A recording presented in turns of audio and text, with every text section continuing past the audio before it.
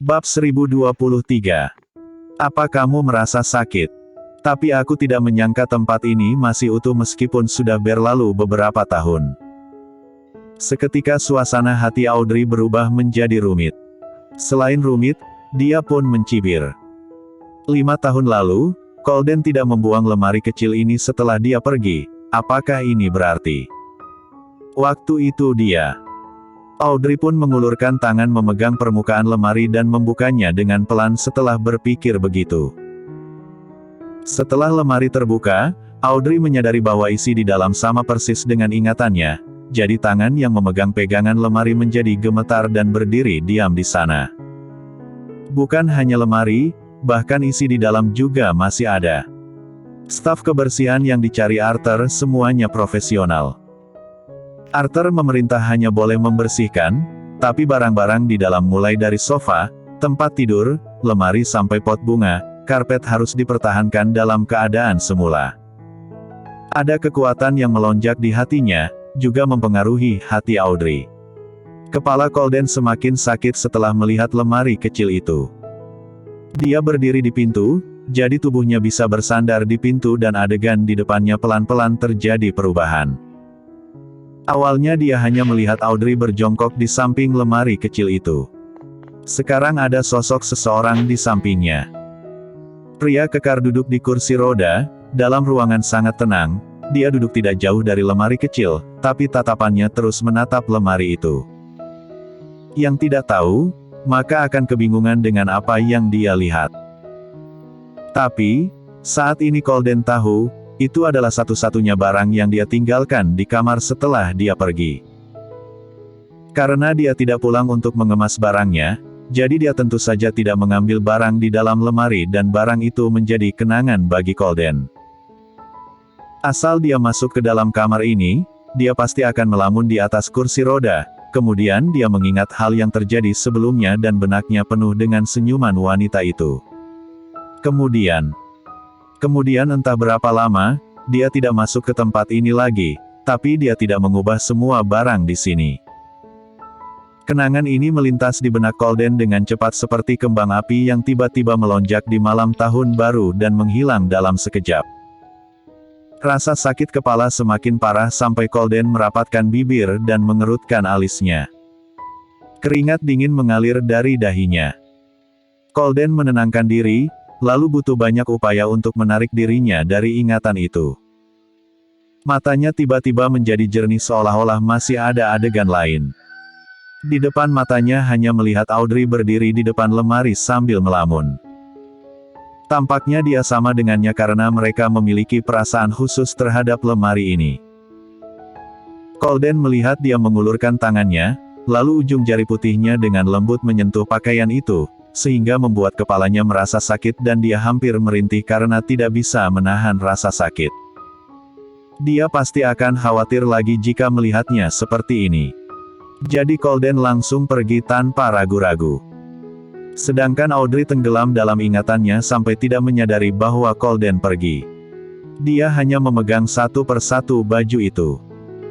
Tiba-tiba ada sesuatu yang jatuh ke tangannya, jadi Audrey menundukkan kepala baru menyadari itu adalah setetes air mata. Dia menghentikan gerakannya secara tidak sadar, tapi tidak berani menyeka air mata di wajahnya. Tidak disangka dia akan tersentuh oleh lemari sampai menangis. Jika Colden melihatnya, pasti akan menertawakan dirinya sendiri. Tidak boleh, aku tidak boleh membiarkan dia melihatnya. Audrey berpura-pura mencondongkan tubuhnya ke dalam, sehingga kepalanya masuk ke dalam tumpukan baju, lalu dia menggunakan bajunya untuk menyeka air mata.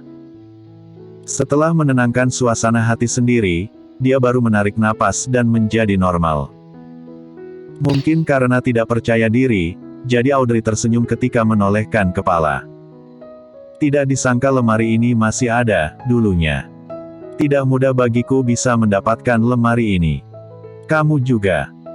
Audrey tiba-tiba berhenti ketika berbicara sampai setengah karena sosok Colden yang di depan matanya telah hilang. Jadi dia tercengang di tempat dan menunjukkan ekspresi bingung dan kaget. Bukankah dia masih di sini tadi? Mengapa dia menghilang ketika dia melihat lemari? Apakah terjadi masalah? Ekspresi Audrey langsung berubah ketika memikirkan hal ini, lalu lekas mencari Colden. Ketika dia keluar dari kamar, Audrey melihat Colden berdiri di ujung koridor, kebetulan berada di dekat jendela dan dia sedang membelakangi dirinya sambil memegang tepi jendela dengan satu tangan. Audrey menatap ke sana dengan bingung, tapi tidak memanggilnya. Dia menyadari urat tangannya yang memegang jendela itu cembung setelah dia mendekatinya. Colden menahan rasa sakit dari benaknya seperti menahan rasa sakit yang kuat sehingga sangat sakit dan keringat dinginnya membasahi seluruh tubuhnya dalam sekejap mata. Tidak disangka rasa sakit kepalanya tidak mereda, malah semakin parah. Pada saat ini, Colden mendengar suara langkah kaki dari belakang. Pupil matanya sedikit menyusut, ekspresinya juga berubah dalam sekejap, lalu dia menyeka keringatnya, kemudian menoleh untuk melihat Audrey. Sudah selesai melihat. Ekspresinya sangat tenang, suaranya seperti biasa dan kedengaran seperti biasa saja. Tapi Audrey masih menatapnya. Colden berjalan ke depan dengan senyum, "Kenapa?" Audrey tidak bicara, hanya menatapnya, akhirnya bertanya, "Aku yang harus menanyakan hal ini padamu, kenapa kamu?" Colden tersenyum setelah mendengar ini, maksudnya. Akhirnya Audrey tidak tahan untuk mengerutkan kening sambil menggigit bibir bawahnya ketika melihat tampaknya. "Apa kamu sakit lagi?" "Colden, tidak, aku hanya mencari udara, sekaligus melihat pemandangan dari jendela." Dia berbohong dengan santai seolah-olah yang memegang ambang jendela karena kesakitan bukan dirinya. Sikap ini membuat Audrey marah, juga merasa sakit hati. Marah karena dia membohonginya dan tidak memberitahu rasa sakitnya. Tapi dia sakit hati karena dia sudah sangat sakit, tapi masih membohonginya, apa takut dia khawatir. Semakin berpikir begitu, Audrey pun semakin sakit hati dan ingin memarahinya. Tapi dia merasa dia sekarang sudah sangat sakit, jika dia marah lagi, maka dia masih perlu menghiburnya. Dia sudah begitu sakit, masih perlu menghiburnya. Maka itu seberapa sengsara. Audrey hanya bisa tersenyum ketika memikirkan hal ini, lalu berpura-pura mempercayainya dan bertanya, "Apa yang bagus di lantai bawah? Apakah kamu sudah melihat lemari yang kutunjuk tadi?" "Lemari?" Kepala Colden semakin sakit ketika membicarakan lemari. Audrey memperhatikan sudut matanya berkedut, lalu dia baru menyadari dirinya tidak boleh mengungkit lemari, hanya bisa mengubah topik pembicaraan.